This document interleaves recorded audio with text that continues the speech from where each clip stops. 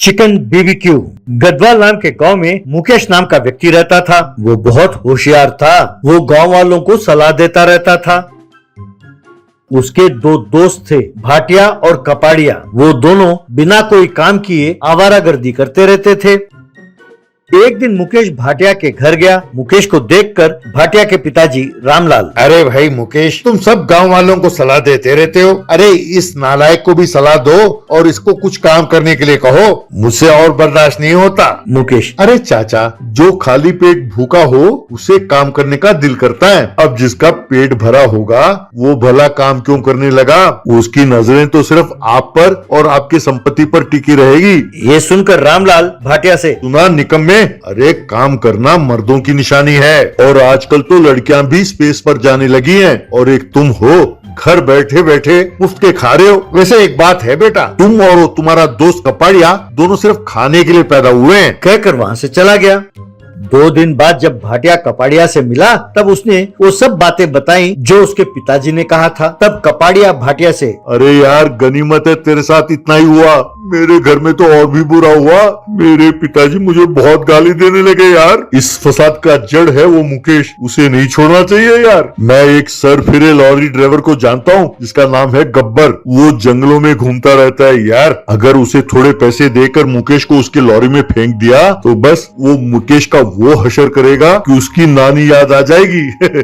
अगले दिन जब मुकेश अपने घर पर सो रहा था तो उसे बेहोशी की दवा सुंघा के मुकेश को गब्बर के लॉरी के पीछे फेंक दिया। इस तरह गब्बर मुकेश को अपनी लॉरी में लेकर चला गया।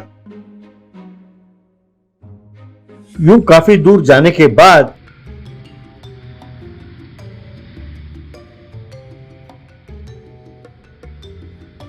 वो जंगल में एक जगह रुक गए। वहाँ उनके सामने और भी बहुत सारे गाड़ियां खड़ी थी। अब मुकेश को होश आया। मुकेश को देखकर गब्बर, हेलो तिगड़मबाज, तुम्हारे दोस्त कह रहे थे कि तुम बहुत होशियारी झाड़ते रहते हो। तुम्हारे कुछ दुश्मनों ने तुम्हें मुझे सौंपा है। अब देखते जाओ तुम्हारा मैं क्या हशर करता हूँ। लेकिन मुकेश कुछ नहीं बोला। तब गब्बर, क्यों बच्चू, डर लग रहा है? ऊपर से निडर होने का एक्टिंग कर रहे हो है? वैसे अभी कुछ हुआ नहीं है। सामने पहाड़ पर भूस्खलन हो गया है। जरा इस ट्रैफिक को छट जाने दो। आगे जंगलों में शेर चीते वगैरह हैं। मैं तुम्हें वहाँ छोड़ दूंगा। अब वहाँ जाकर उन शेरों और चीतों से खेलना है। बड़े होशियार हो ना है? तब मुकेश, पगले, थोड़ी देर के लिए मुंह बंद रख। यहाँ इतने सारे लोग हैं। मैं तब से ये सोच रहा हूँ कि इन सब से कम 50,000 रुपए कैसे कमाया जाए। तुम थोड़ी देर चुपचाप बैठो, मैं कुछ पैसे तुम्हें भी दूंगा। ये सुनकर गब्बर हैरान रह गया।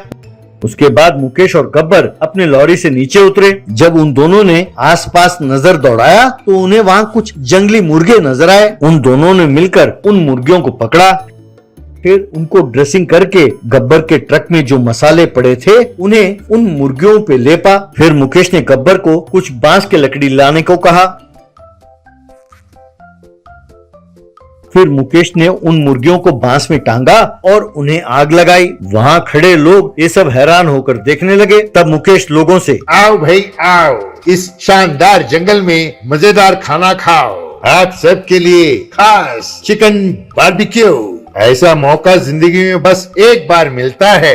एक चिकन केवल 2,000 रुपए में। चिकन कम है, लोग ज्यादा, तो देर ना करें ज्यादा। आइए अपने बच्चों के साथ और खूब आनंद लीजिए चिकन बारबेक्यू का। जल्दी कीजिए वरना पछताइए। तब लोग आकर मुकेश को पैसे देकर वो चिकन खाकर आनंद लेने लगे। ये सब देखकर गब्बर हैरान रह गया।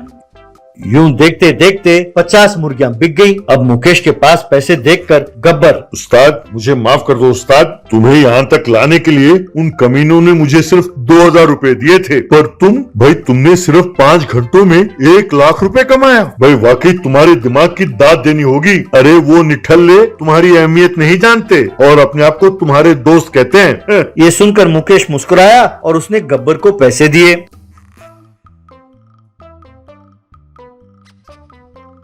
तब गब्बर ने मुकेश का खूब ख्याल रखा और उसे सुरक्षित अपने गांव पहुंचाया। और बाद में भाटिया और कपाड़िया से मुकेश के होशियारी के बारे में बताया और उन दोनों को खूब गाली दी और वहां से चला गया। बाद में भाटिया और कपाड़िया को अपनी गलती का एहसास हुआ और उन्होंने मुकेश से माफी मांगी और उसे सलाह लेकर वो बिजनेस करने लगे।